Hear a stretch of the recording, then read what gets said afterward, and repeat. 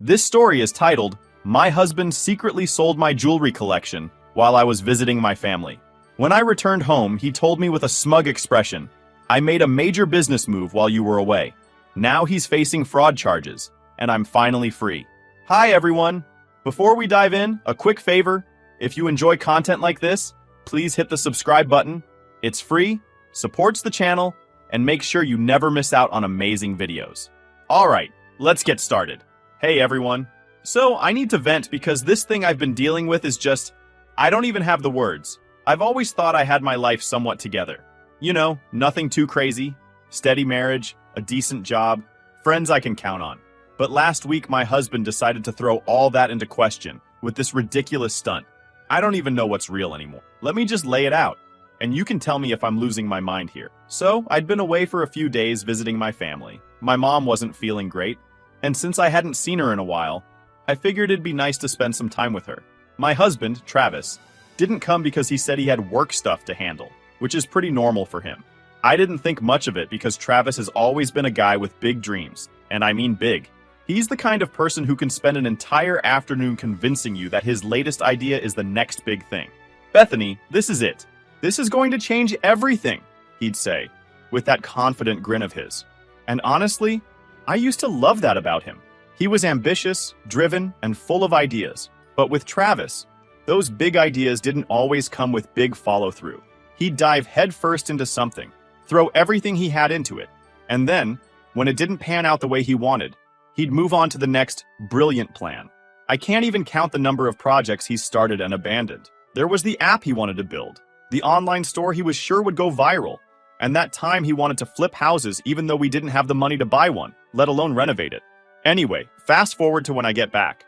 I walk through the door, dragging my suitcase behind me, and there's Travis, sprawled on the couch like he's king of the world, with a grin on his face. The kind that says, I just pulled off the best thing ever. And he wastes no time in telling me, I made a major business move while you were gone. At first, I thought maybe he got a promotion or closed a big deal, and I was ready to be all supportive wife and whatnot. But then he hits me with, I sold your jewelry collection.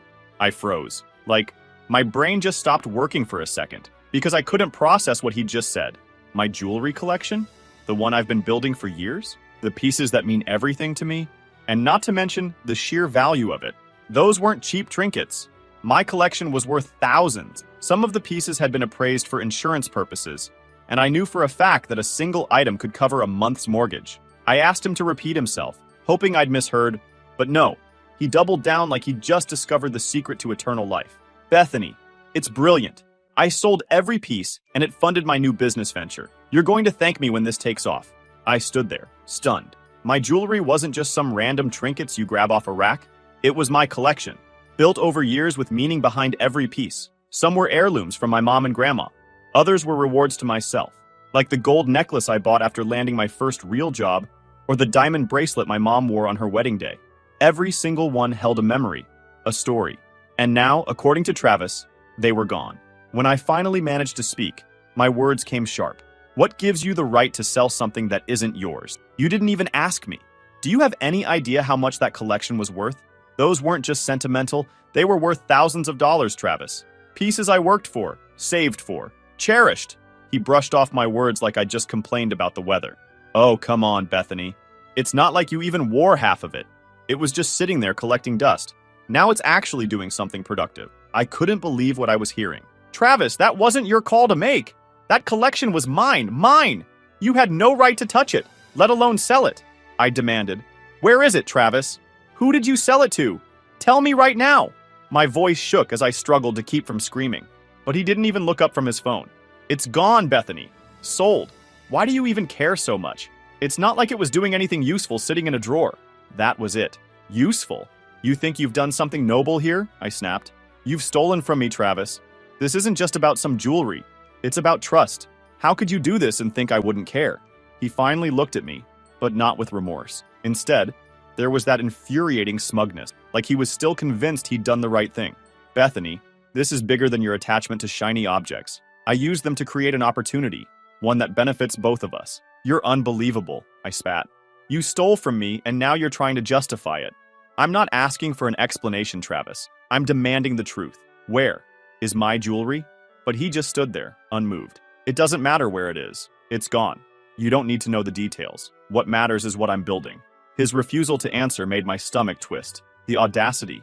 The arrogance. It was like I was staring at a stranger. You don't get to decide what matters, Travis, I said, my voice colder now. You don't get to take what isn't yours and hide behind excuses. I will find out where my jewelry is, and you will be held accountable. And with that, I walked out of the room, leaving him with his delusion. But one thing was clear. I wasn't letting this go. That night, I couldn't sleep. I just kept staring at the empty spot in my dresser where my jewelry box used to be. I wanted to scream, cry, and destroy the house, all at the same time. But then, I remembered something. A few months ago, there had been a string of burglaries in our neighborhood, and I'd gotten paranoid about my valuables. I'd bought these little tracking devices online, tiny things that you could hide in jewelry clasps or on the back of a pendant. At the time, it felt like overkill, but now it felt like a stroke of genius. I got out of bed and grabbed my phone, opening the app that came with the trackers. I wasn't expecting much. I figured the devices might be dead or out of range by now. But when the screen loaded, I was totally shocked. There they were, little red dots on a map, showing the exact locations of my pieces. One of the dots was at a consignment shop downtown. Another had already made its way to some industrial warehouse across the city. One was moving, like actively changing locations as I watched. I had that satisfaction. Travis thought he'd gotten away with this, but he had no idea what I'd done. I spent the rest of the night scrolling through the app, watching as my jewelry traveled from place to place. Each piece felt like a breadcrumb leading me to the truth. By the time the sun came up, I knew one thing for sure. I wasn't going to let Travis get away with this.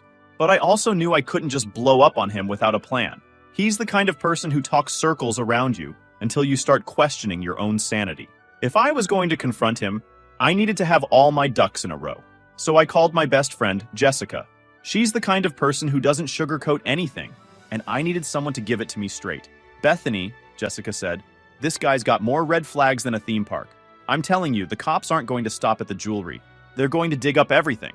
I just felt both validated and overwhelmed. Do you really think I need to involve the cops, though? I mean, it's not like he robbed a bank. He's just Travis. Jessica shot me a look. Girl, stop.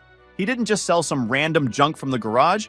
He stole your jewelry, your heirlooms, and he did it behind your back. That's not a mistake. That's a calculated move. And I guarantee you it's only the tip of the iceberg. I knew she was right. As much as I wanted to handle this on my own, the situation was way bigger than me. Travis didn't just cross a line. He bulldozed right over it. If I let this slide, who knows what he'd try to pull next. I spent the rest of the morning gathering everything I could. Screenshots of the tracking app, receipts for the jewelry, even photos of me wearing the pieces at different events. And I walked into the police station. I explained every detail to the offices. And when I showed him the tracking app, he said, "This is good evidence," he said, nodding. "We'll start looking into it right away."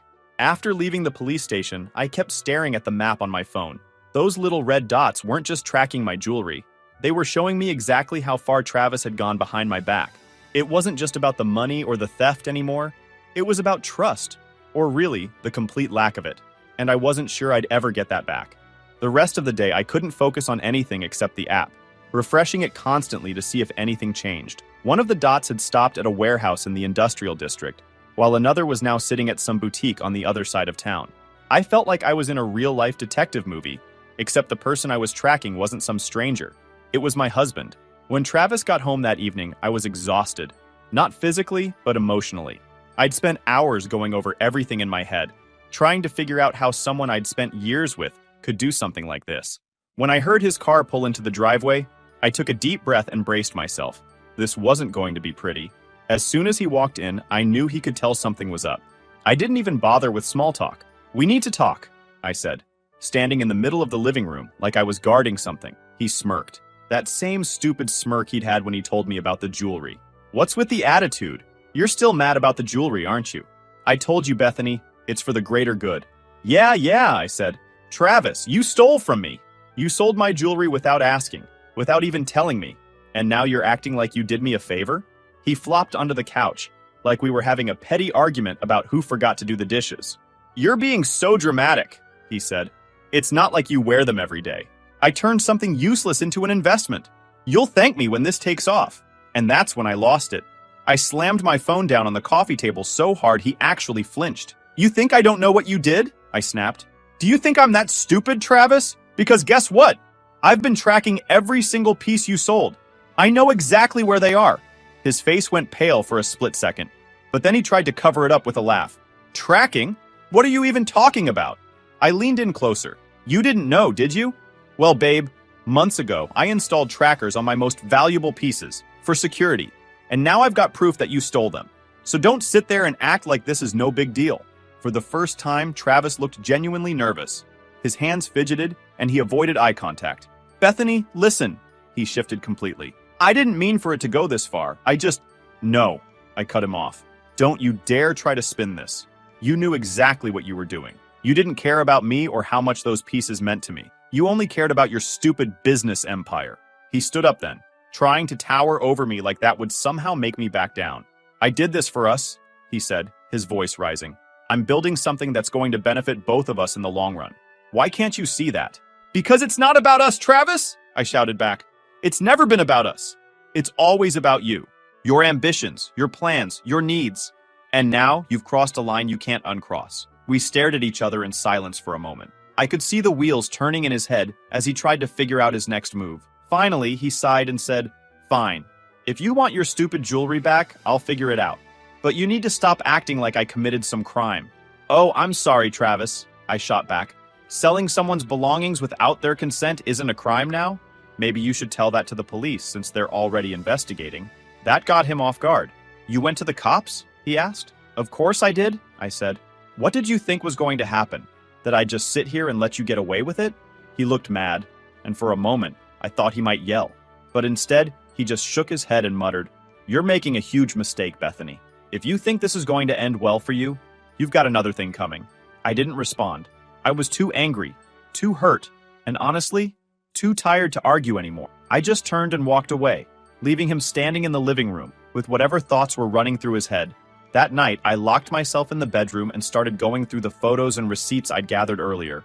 I wanted to make sure I had everything in order, just in case Travis tried to pull something. Part of me hoped that maybe, just maybe, he'd realize how badly he'd screwed up and try to fix things. But deep down, I knew better. Travis wasn't the type to admit he was wrong, no matter how obvious it was. And yeah, this is what I've been dealing with lately. Do you think I overreacted by going to the police? At that moment, it just felt like the only option I had. Honestly, I feel deeply hurt. It's not just about the jewelry, but the betrayal and the fact that he doesn't even see how wrong he is. I'll keep you guys updated if he doesn't find that I'm posting in here. Update 1. Hey guys, here's an update because things have gotten into unexpected roads since my last post. The day after I confronted him, things felt off. He was quieter than usual, which wasn't like him at all. Normally, even when he was in trouble, he'd talk his way around it, throw out excuses, or turn the blame on me somehow. But this time, he didn't even try. Instead, he left the house early without saying much. He didn't mention where he was going or when he'd be back, just grabbed his keys and walked out. That should have been my first red flag. I spent the morning refreshing my tracking app, hoping for updates from the officer. It was slow progress, but they were doing their job. One of the rings was still at the consignment shop downtown, and 2 other items had been tracked to a warehouse. The officer said they'd reached out to the businesses involved and were working on getting the pieces back. I thought that would bring me some peace of mind, but honestly, it just made me angrier. Every time I saw one of those dots on the map, it reminded me of how little Travis thought of me, of how easy it was for him to sell my things, like they were just meaningless objects gathering dust. By midday, I couldn't sit around anymore. My best friend Jessica texted me to check in, and I ended up spilling the whole story in a long, messy rant. Her response was immediate. He's hiding something bigger. You know that, right? I didn't want to believe it. I mean, how much worse could it get? But deep down, I knew she was probably right. Travis wasn't just a guy who made a bad decision. He was a guy who thought the rules didn't apply to him. And if he was capable of selling my jewelry behind my back, what else had he been hiding? That afternoon, I got a call from the officer. Bethany, we've recovered the sapphire ring from the consignment shop and one of the bracelets from the warehouse, he said. But there's something else you should know. I asked for clarification. He said, we've started looking into your husband's financial records, and there are some discrepancies. Large sums of money being moved between accounts that don't make sense. I sat down hard on the couch, my head spinning. What kind of discrepancies? Potential fraud, he explained. It looks like he's been funneling money into separate accounts, some tied to his business and others under different names. We're still investigating, but this could be bigger than we initially thought. Fraud, separate accounts, different names. My mind couldn't process it all at once. This wasn't just about my jewelry anymore. This was about Travis building his so-called empire on lies and deception. Am I in trouble? I asked. Not at this point, the officer reassured me. But you'll want to keep your finances separate moving forward. If you have any joint accounts, consider consulting a lawyer to protect yourself. As soon as I hung up, I felt like the floor had been ripped out from under me. Things are getting worse than I anticipated. I don't know if I'm doing the right thing. It feels like things are getting fractured. What do you think I should do next? Should I even continue in this relationship anyway? Update 2. Hey again.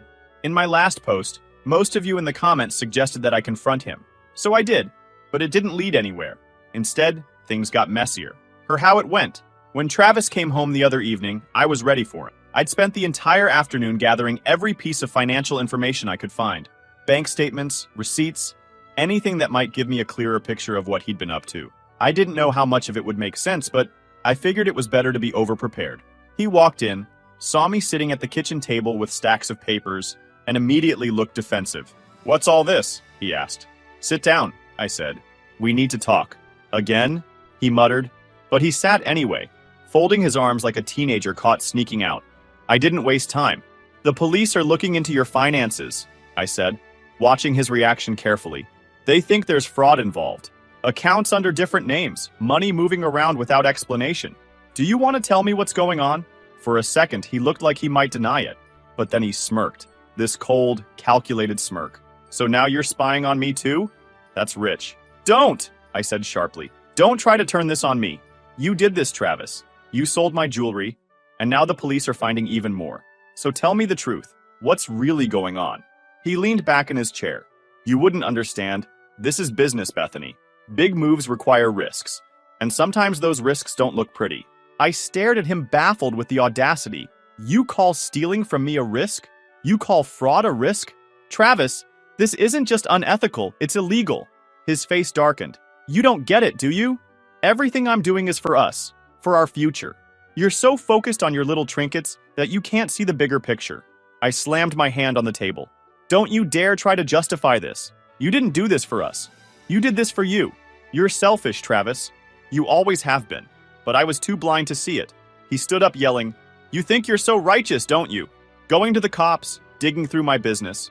You're sabotaging everything I've built. Built on lies," I shot back. "If you think I'm just going to sit here and let you ruin everything, you're wrong. I'm not the naive little wife you think I am."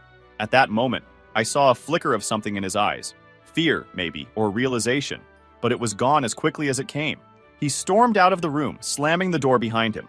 That night, I called Jessica and told her everything. The fraud, the confrontation, the fact that Travis seemed more angry than remorseful.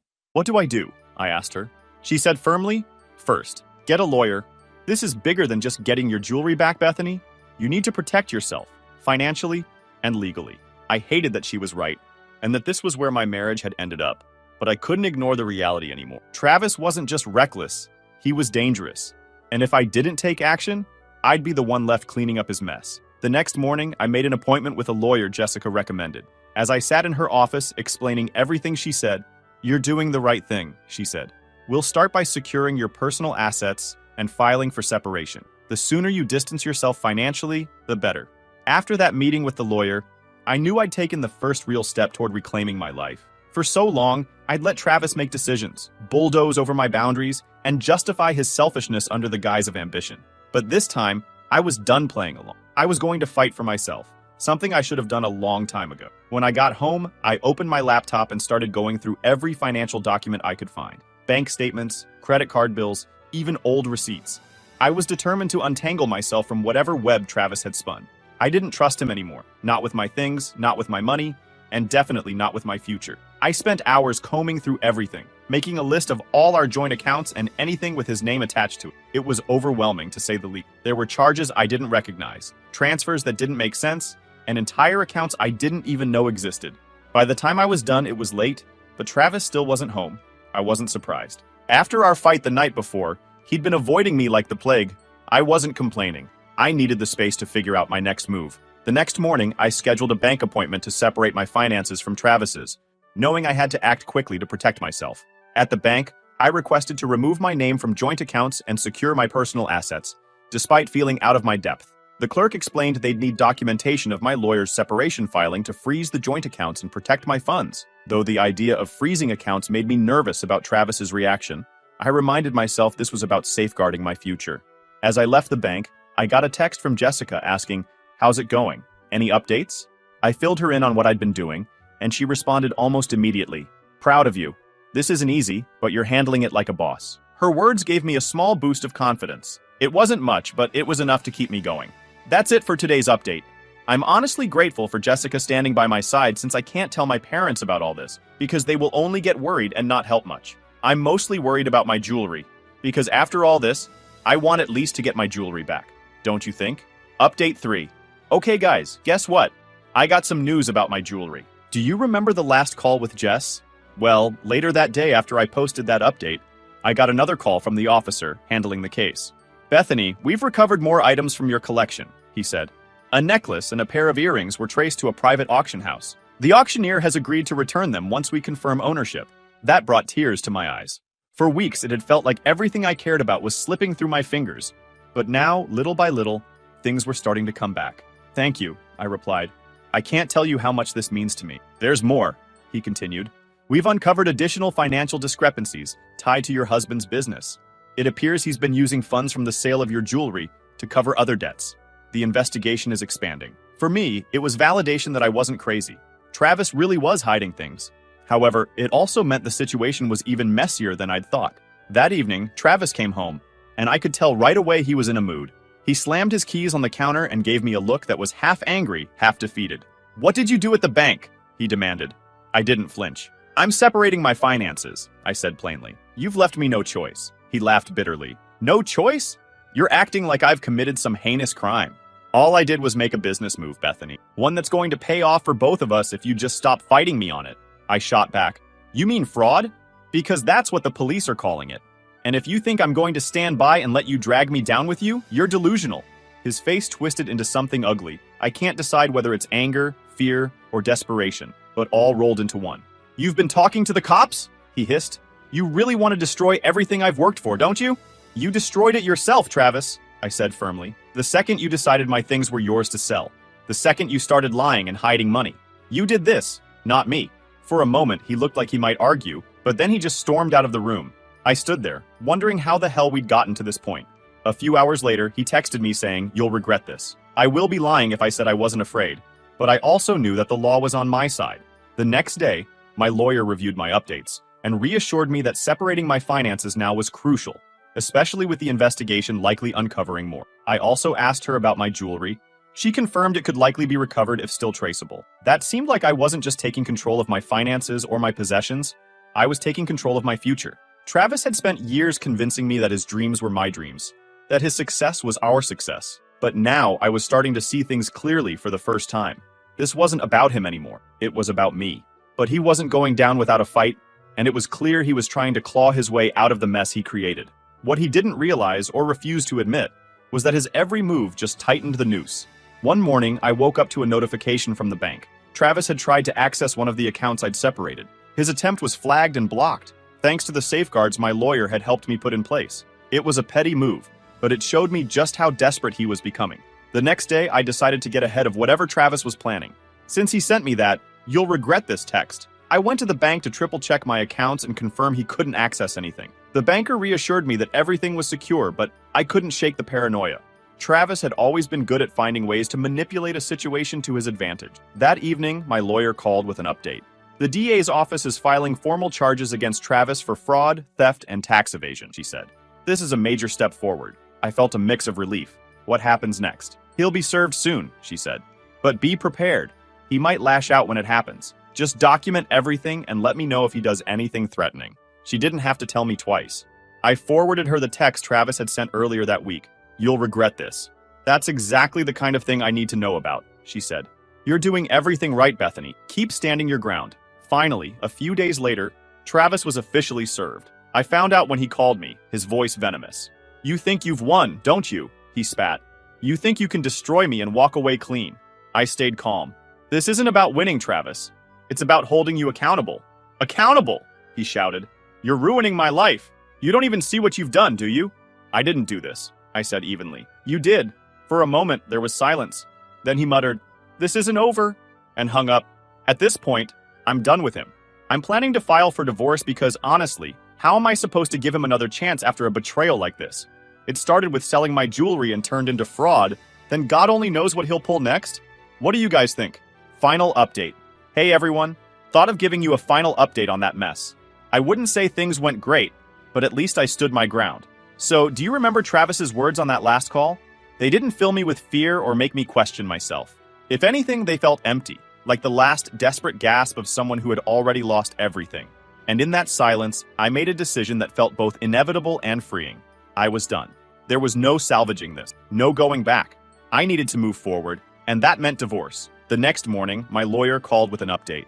"Bethany, the divorce is progressing faster than expected," she said. "With the charges against Travis and the evidence we've provided, the court is likely to rule in your favor regarding assets and financial separation." Hearing those words solidified my choice. This wasn't just about cutting ties. It was about reclaiming my life. Travis had spent years making me feel small, overlooked, but now, for the first time, I felt like I was taking control. The court hearing came a few weeks later. I walked in feeling a mix of nerves and resolve. Travis was there, of course, looking every bit as smug as he always, but this time, it didn't bother me. His charm, his arrogance, none of it had any power over me anymore. The judge reviewed the evidence, from the police investigation to the financial records. My lawyer laid everything out clearly and confidently, leaving no room for doubt. By the time it was over, the ruling was exactly what I'd hoped for. I was granted a full divorce, with no financial ties to Travis. The remaining pieces of my jewelry were to be returned as soon as they were recovered, and Travis was on the hook for his legal mess, not me. As I walked out of the courtroom, Travis tried to catch up to me. He called my name, his voice softer than I'd expected. "Can we talk?" I turned to face him, feeling strangely calm. There's nothing left to talk about, Travis. He didn't argue. He just nodded and walked away. Watching him leave, I felt an overwhelming sense of relief. This chapter of my life was finally closed. In the weeks that followed, I focused on rebuilding. My lawyer helped finalize the separation of assets, and the police recovered the last piece of my jewelry, the diamond bracelet my mom wore on her wedding day. Holding it in my hands, I felt finally relieved. That bracelet wasn't just an object. It was a reminder of my history, my family, and my strength. Getting it back felt like reclaiming a piece of myself that Travis had tried to take away. Jessica came over to celebrate that night, bringing pizza and a stack of cheesy rom-coms. "To Bethany," she said, raising her soda can in a toast. "The woman who survived a total train wreck of a husband and came out stronger than ever." And I couldn't agree more. And yeah, it's been a few months now, and life looks completely different. My house feels like mine again, a peaceful, safe place instead of a battleground. My jewelry, every piece I got back, is stored safely in a new box. And this time, it's not just a collection, it's a symbol of my perseverance. I'm taking things one day at a time, figuring out what I want my future to look like without Travis, or his chaos holding me back. If there's one thing I've learned through all of this, it's that people can surprise you, for better or worse. I never thought Travis would betray me the way he did, but I also never thought I'd find the strength to stand up for myself the way I did. It wasn't easy, and there were moments I wanted to give up.